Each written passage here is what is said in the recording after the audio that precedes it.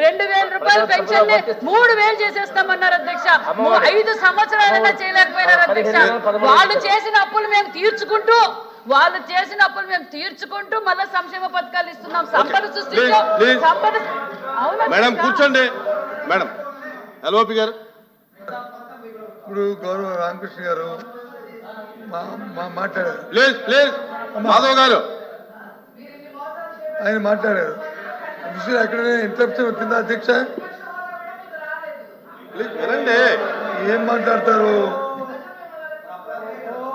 అధ్యక్ష? మీరు ఇంతసేపు రామకృష్ణ గారు మాట్లాడారు. ఎంత ఆ విషయాలన్నింటినీ మేము నోట్ చేసుకున్నాం, వింటున్నాం. దానికి మేము మాట్లాడినప్పుడు మేము సమాధానం చెప్తామని చెప్పాం. ఆయన మధ్యలో ఆయన మాట్లాడమన్నప్పుడు కూడా మేము వచ్చి సమయం పాటించుకుని ఉన్నాం. కానీ ఇప్పుడు మా మెంబర్ మాట్లాడుతుంటే మంత్రులు వచ్చి ఆ విధంగా మాట్లాడడం అనేది అది కరెక్ట్ కాదు అధ్యక్ష. మరి నిన్న కాక మొన్నే వాళ్ళ ట్రైనింగ్ ప్రోగ్రామ్ కూడా జరిగింది. ఎలా మా హౌస్లో మెండి ఎలా బిహేవ్ చేయాలి, మన నాలుగు ఎలా తెలుసుకోవాలి, మరి మీకు చెప్పలేదు అధ్యక్ష. ఇది ప్లీజ్ తప్పు అధ్యక్ష. అది ప్లీజ్ కూర్చో. దయచేసి ఎవరైనా మెంబర్ మాట్లాడినప్పుడు అది సాంప్రదాయం పూర్తయిన తర్వాత మీరు చెప్పండి. ఎవరైనా చెప్పదలుచుకుంటే మీరు మాట్లాడినప్పుడు అలాగా ఏం పదాలు ప్రతిసారి అందరూ ఇంటర్వ్యూ అయితే కరెక్ట్ కాదు కదా. సభ ముందుకు సాగదు అలాగే. ప్లీజ్ మీరు మాట్లాడండి. మీరు చేయిస్తాను, మీకు సమయం ఇస్తారు, మాట్లాడండి. అప్పుడు కూర్చుంటారు.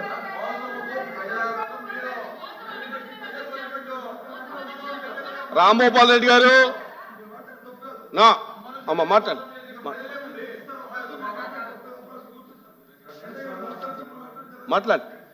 అమ్మ మాట్లాడు. మంత్రి గారు. అధ్యక్ష నేను ఒకటి చెప్తా అధ్యక్ష. ఇప్పుడు ఎల్ఓపిగా ఉన్న వ్యక్తి సభ్యులు పోయిన సభలో మేము ఒక ప్రశ్న అడిగాము అధ్యక్ష. అన్నా క్యాంటీన్ మోతేస్తున్నారండి, మీ పేరు మా ఏదైనా పెట్టుకోండి, కానీ పేరు ఇష్టం వచ్చి పెట్టుకోండి అన్నప్పుడు వారు ఏం సమాధానం ఇచ్చారంటే గతంలో జరిగిన దీనికి సంబంధం ఏంటంటే సభ్యులు ఉన్నారు. వాళ్ళు ఏమన్నారంటే మేము మార్చము పెడతా ఉన్నారు. సభనంతా తప్పుదార పడితే వాళ్ళ మాటలు శాంతి లేదు అధ్యక్ష. రికార్డు ఉన్నాయి. అందువల్ల మేము నియమాలు పాటిస్తాం, సభ్యులు గౌరవిస్తాం అధ్యక్ష. కానీ ఈ రోజు నీతులు చెప్తే కరెక్ట్ కదా అధ్యక్ష. ప్లీజ్ ఇప్పుడు ఎప్పుడో జరిగిన దానికి మళ్ళీ ఇప్పుడు మీరు మళ్ళీ మాట్లాడితే కరెక్ట్ కాదు ప్లీజ్. మీరు సభను కంటిన్యూ చేస్తారా, వాయిదా చేయమంటారా?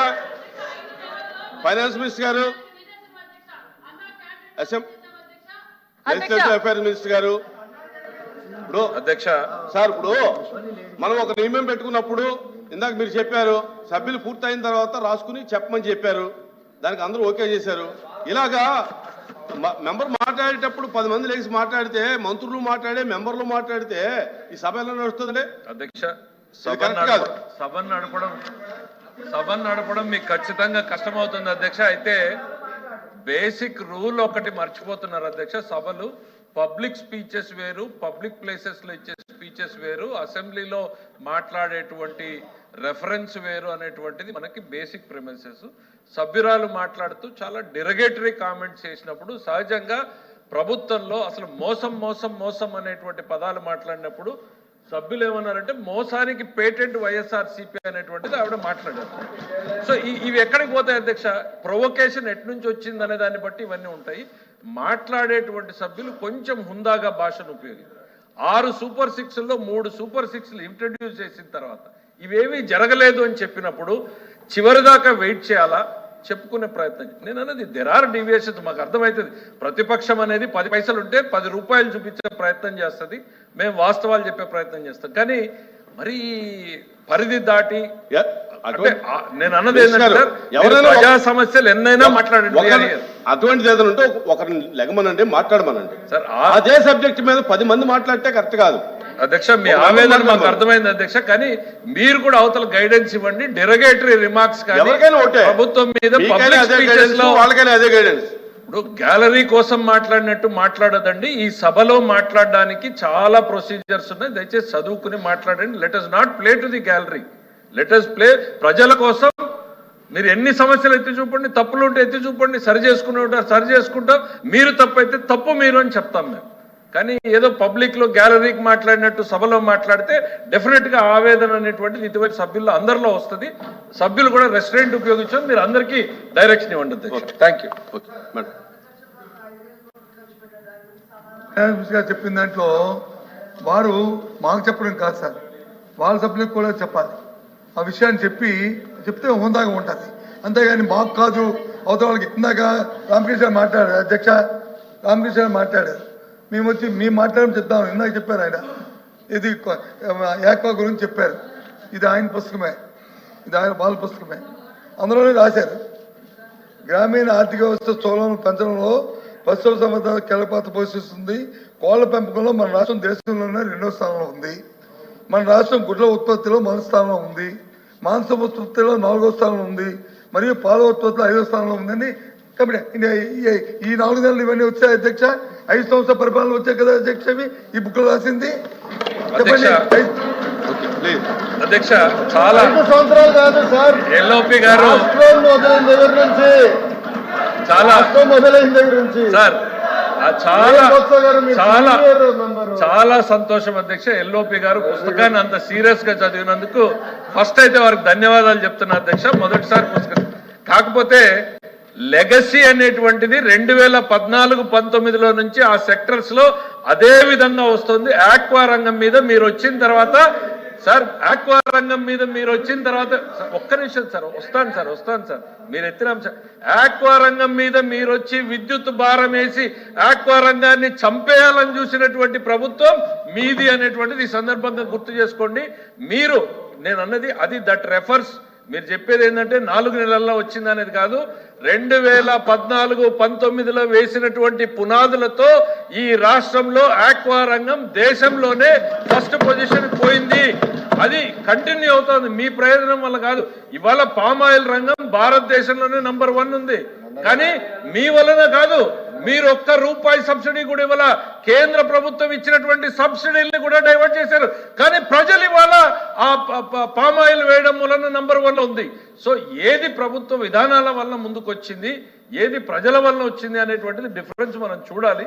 డెఫినెట్ గా మీరు చేసింది ఏవైనా ఉంటే మీరు చేశారు అనేటువంటిది నేను రిప్లైలో చెప్తా. ఇదిగో ఈ రంగంలో మీరు బాగా చేశారు, you should have continued this, we will continue. మాకు లోకేష్ బాబు గారు ఇదే చెప్తారు. ఎందుకు చాలా ప్రోగ్రామ్స్ మా సభ్యుల నుంచి ఆవేదన వచ్చినప్పుడు ఇది వాళ్ళు పెట్టారు తీసేయాలి అని అంటే మా దాంట్లో ఒకే డిబేట్ జరుగుతుంది. వాళ్ళు చేసిన దాంట్లో మంచి ఉందా లేదా మనం వెరిఫై చేద్దాం. మంచి ఉంటే లెటస్ కంటిన్యూ. ఇంప్రూవ్ చేయగలిగితే ఇంకా ఇంప్రూవ్ చేద్దాం తప్ప బ్లైండ్ గా రివర్సల్ పాలసీకి వెళ్ళొద్దు అనేటువంటిది మా పార్టీలో తీసుకున్నటువంటి నిర్ణయం అధ్యక్ష. చాలా సంతోషం అధ్యక్ష. కానీ వారు మాట్లాడిన సబ్జెక్ట్లో ఏముంది అధ్యక్ష, ఈ రాష్ట్రాన్ని వచ్చి సర్వనాశనం చేశారనే విషయాన్ని మరి రామకృష్ణ మాట్లాడిన మాటలు మరి దానికి ఆ వర్డ్ అప్లైడ్ అధ్యక్ష. అది అప్లైడ్ వర్డ్, అది అప్లైడ్ వర్డ్ చెప్పండి అధ్యక్ష. రాష్ట్రాన్ని సర్వనాశనం చేసింది చంద్రబాబు నాయుడు ఏంలో చేశారు. అప్పుడులే అబద్ధాలు చెప్పారు, అబద్ధాలు చెప్పి ఇవాళ వచ్చి అధికారంలోకి వచ్చారు. అధికారంలోకి వచ్చి అబద్ధాలు నెరవేర్చడానికి కావాల్సిన బడ్జెట్ లో ప్రాబ్లం చేయలేదని చెప్పి మా మెంబర్ అడుగుతున్నారు. అది తప్పు అధ్యక్ష. మీరు ఇచ్చిన వాగ్దానం నెరవేర్చిన బాధ్యత ఉంది కదా, దానికి కావాల్సిన అలిగేషన్స్ ఏవి, వాటి ఎలా చేస్తారు, ఎప్పుడు చేస్తారు, ఏ రోజు చేస్తారని మా మెంబర్ అడుగుతారు. అది తప్పు అంటారు కదా అధ్యక్ష. దానికి సహిస్తారు కదా మీరు. అది చెప్పండి అధ్యక్ష. అది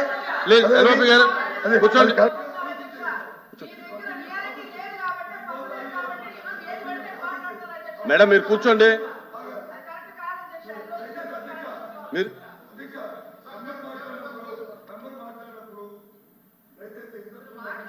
లేదు అది తెస్తండి, మాకు అభ్యంతరలే. మేము కూడా మాట్లాడతాం, మాకు అభ్యంతరం. మేము గౌరవ సాంప్రదాయాలు ఉండాలని కోరుకుంటున్నాం. లేదు కాదు డిస్టర్బెన్సే కావాలి, అదే కావాలి. రాంభూపాల్ రెడ్డి గారు, రాంభూపాల్ రెడ్డి గారు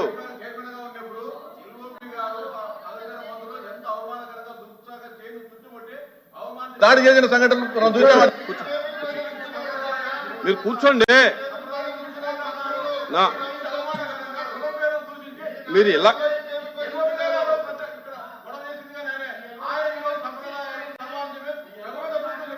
ఏంటండి ఇది మంచి సాంప్రదాయం కాదు. మీరు మెంబర్ మాట్లాడుతుంటే అంతమంది అడ్డుకుంటే ఎలాగా? అది మంచిది కాదు.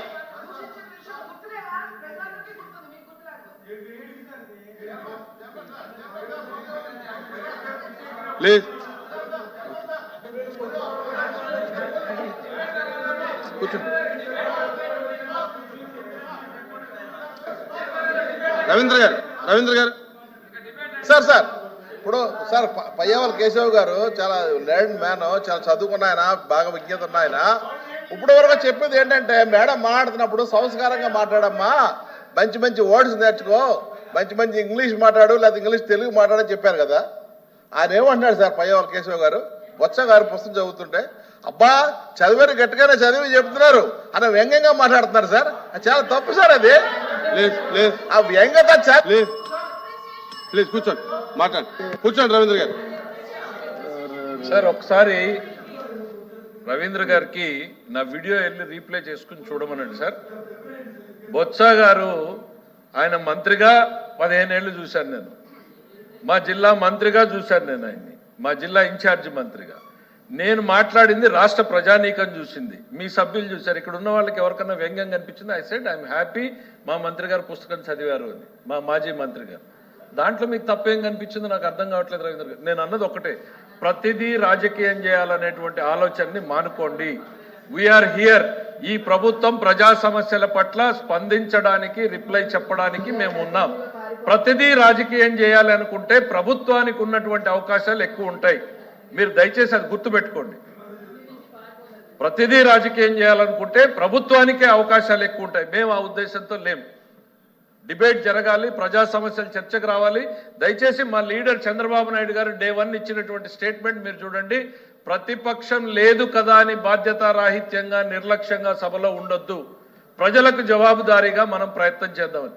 అప్పుడప్పుడు సభలో ఆవేశాలు వస్తాయి, అయితే ఎవరో ఒక రెస్ట్రైంట్ చేసుకుని మనం ముందుకు పోవాలి. నేను గౌరవ సభ్యురాలకు కూడా చెప్పింది ఏంటి అని అంటే, బహుశా మెంబర్ ఏంటి, మనం అందరం పబ్లిక్ లైఫ్లో ఉన్నాం, బయట మాట్లాడినప్పుడు ఈలలు కేకల కోసం మాట్లాడతాం, బట్ సభలో మాట్లాడేటువంటి భాష వేరు. దాని మీద కావాల్సి నేను ఐ కెన్ కోట్, పుస్తకం చదువుకోండి, సభలో మాట్లాడడానికి ఏముంది. సో ఇవన్నీ కూడా మనం రూల్స్ చెప్పుకోవడానికి రాలేదు ఇక్కడికి. కాకపోతే కొంచెం భాషని సరి చేసుకుంటే సగం ప్రాబ్లం సాల్వ్ అవుతాయి. భాషలో హైలైట్ కావాలా, సమస్యని హైలైట్ చేయాలా అనేది మనం చూసుకోవాలి. ప్రజలకు సమస్య ఉందంటే సమస్యని హైలైట్ చేయండి ప్రతిపక్షంగా. మీరు ప్రభుత్వాన్ని డిఫెన్స్లో పెట్టాలనుకుంటే సమస్యని హైలైట్ చేయండి. భాషని మీరు హైలైట్ చేసే ప్రయత్నం చేస్తే సభలో గందరగోళం జరుగుతుంది. దయచేసి దేర్ ఇస్ అ డిఫరెన్స్. ఈ 2 డిఫరెన్స్ ఉన్నాయనేది గుర్తుంచుకోండి. రవీంద్ర గారు కూర్చోండి. మేడం మాట్లాడండి. సార్ చర్చను ముందుకెళ్ళండి.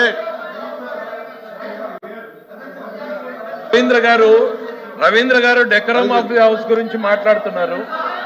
సార్ మీ మంత్రి గారు ఈ టేబుల్ పై నుంచున్నారు సార్. నేను ఇందాక తెలుసు, మంత్రి గారు ఈ టేబుల్ పై నుంచున్నారు. నేను డెకరం ఆఫ్ ది హౌస్ మాట్లాడుతున్నాను అధ్యక్ష. లెగసీ వచ్చినటువంటి దాన్ని మేము సరిచేసి సరిదిద్ది సంప్రదాయాల్ని నెలకొల్పాలనే ఆలోచనతో మేము ముందుకెళ్తున్నాం. మీరు డెకరం గురించి మీరు మాట్లాడితే నేను ఒక్కటే చెప్తున్నా, గత 5 సంవత్సరాల రికార్డులు తీయండి. ప్రభుత్వం ఏ రకంగా బిహేవ్ చేసిందో మేము we will implement the same. మీకు అదే కరెక్ట్ అనిపిస్తే అట్లానే ప్రభుత్వం బిహేవ్ చేస్తుంది. మీకు గత 5 సంవత్సరాల్లో ప్రభుత్వం ఎట్లా బిహేవ్ చేసిందో అది కరెక్ట్ అని మీరు అనుకుంటే మేము అట్లానే బిహేవ్ చేస్తాం. కానీ we want to be responsible to the people. ప్రజల పట్ల బాధ్యతతో ఉండాలనుకుంటున్నాం. దయచేసి సహకరించండి.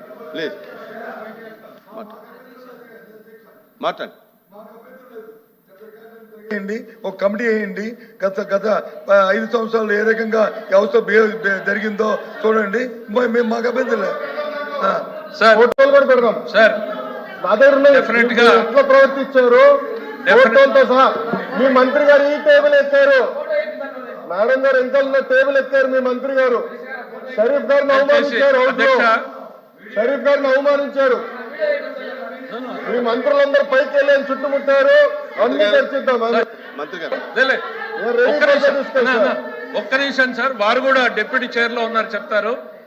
బొత్స గారు ప్రతిపాదన పెట్టారు ఎంక్వైరీ చేయించండి అని. ఎంక్వైరీ అంత పెద్దది అధ్యక్ష. ఒకసారి కనువిప్పు కలగాలి అనుకుంటే తమరు డైరెక్షన్ చేయండి. నెక్స్ట్ స్టెప్ ఫస్ట్ సభలో జరిగినటువంటి ఒక 10 డిబేట్లు తీసుకోండి. 10 డిబేట్లో ప్రభుత్వం ఎన్ని రకాలుగా ఎన్నెన్ని నిమిషాలకు ఇంటర్ఫియరెన్స్ చేసిందో ఒక స్టాటిస్టిక్స్ తీయండి. మన దగ్గర క్లియర్గా ఒక రికార్డు తీసుకుంటే నిన్న సభ్యులు మాట్లాడినటువంటి వాటిలో కూడా ఎన్ని ఇంటర్ఫియరెన్స్లు ఉన్నాయి, సభ్యుల నుంచి అంతరాయం వచ్చింది, ఎంతసేపు వచ్చింది, ఎంత సమయం వచ్చింది, 1:30 ఎవరు మాట్లాడుతున్నారు, మా ప్రొఫెసర్ గారు మాట్లాడుతూ ఉన్నారు, ప్రొఫెసర్ గారు మాట్లాడేటప్పుడు ఏమొచ్చింది, ఇవన్నీ ఉంటాయి అధ్యక్ష. ప్రభుత్వం ఎన్నిసార్లు ఎన్ని రకాలుగా ఇంటర్ఫియరెన్స్ చేసిందో తీయండి. మేము కూడా రేపటి నుంచి ఇదిగో గంట మాట్లాడితే అరగంట ప్రభుత్వం డిస్టర్బ్ చేసిందంటే అదే పద్ధతి ఫాలో కమ్మంటే వీ విల్ ఫాలో. మీరు ఎట్లా డైరెక్షన్ చేస్తారు? మేము మళ్ళీ మీకు హామీ ఇచ్చేది ఒకటే, మేము సభకి బద్దులుగా సాంప్రదాయాల్ని పునర్నిర్మించాలనుకుంటున్నాం. దయచేసి సహకరించండి ప్లీజ్. రామకృష్ణ గారు. అధ్యక్ష, ఎల్ఓపి ప్రిఫరెన్స్. మాట్లాడు. అధ్యక్ష, ఇక్కడ బడ్జెట్ మీద డిస్కషన్ పోయి మోరల్స్ ఎథిక్స్ ఏ విధంగా చేశారనే దాని మీద పోతుంది అధ్యక్ష. అది కాదు, ఎథిక్స్ కమిటీ నేనే పెట్టాను, రూల్స్ నాయే ఉంటాయి, రూలింగ్స్ అన్నీ నాయే ఉంటాయి అధ్యక్ష. అది కాదు ఇష్యూ అధ్యక్ష. పాత ప్రభుత్వం చేసింది ఈ ప్రభుత్వం ఫాలో అవ్వాలని, ఈ ప్రభుత్వం చేసింది ఇంకో ప్రభుత్వం ఫాలో అవ్వాలని కాదు అధ్యక్ష. మన రూల్స్లో ఎట్లా ఉంది, మన కౌలన్ షద్దర్లో ఎట్లా ఉంది, దాన్ని పాటిస్తే అందరూ బాగుంటారు అధ్యక్ష. పాత వాళ్ళు ఏదో మర్డర్లు చేశారని మనం మర్డర్లు చేద్దామంటే అది కుదరదు అధ్యక్ష. ఇంత పాత వాళ్ళు ఏదో అడ్డదిడ్డంగా పోయారంటే మనం అడ్డదిడ్డంగా పోతే మనకు కూడా అది పరిస్థితి వస్తుంది అధ్యక్ష. అది కాదు, మంత్రి గారు ఇంకా రిప్లై చెప్తారు, నాకు తోచింది నేను సమాధానం చెప్పాను. ఆయన ఏదో ఇంకో బుక్ రిఫర్ చేశాడు, అగ్రికల్చర్ బుక్ అనుకుంటా అండి, అగ్రికల్చర్ బుక్. నేను ఒకటే మనం చేస్తున్నాను మంత్రి గారు, ఎల్ఓపి గారికి, మీరు ఒకసారి ఆక్వా రైతులతోటి ఇంటరాక్ట్ అవ్వండి. ఎవరి టైంలో ఏ విధంగా అభివృద్ధి చెందిందో ఆక్వా అనేది తెలుస్తుంది. అంతేగాని మనం ఇది చూసుకుని మా టైంలో ఫస్ట్ వచ్చింది, మీ టైంలో థర్డ్ వచ్చింది, ఇందుకు తేడా ఉందా అధ్యక్ష? అట్లాగే ఆక్వా కల్చర్కి మేము ఉన్నప్పుడు చాలా కన్సెషన్స్ ఇచ్చాము. ఇప్పుడమ్మ మీరు వచ్చిన తర్వాత కన్సెషన్ తీస్తారు. మళ్ళీ నేను బడ్జెట్లో ₹1.50